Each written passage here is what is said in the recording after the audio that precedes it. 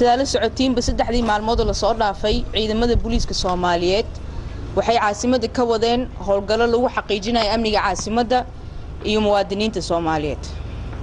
howlgalladan amniga lagu xaqiijinayo waxa ilaahay hadda laga fuliyay dhowr degmooyin oo ka tirsan gobolka Banaadir waana howlgallo sii socon doona.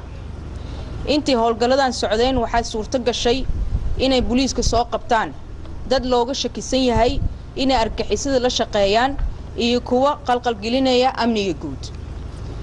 sidoo kale abaare 9 saac galabnimo shalay ciidamada booliiska oo gacan ka helay shacabka degmada Dayniley ay waxay ku guuleysan inay gacanta ku soo dhigaan gacan ku dhiigle ka tirsan al-shabaab oo dil u geystay askari ka tirsan ciidanka xoogga dalka.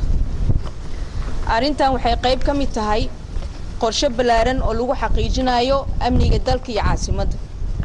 waxaa jira ciidamo dheeri ah oo la dhigay wadooyinka caasimada kuwaas oo baariya gaadiidka iyo wixii kale ka shakiyaan.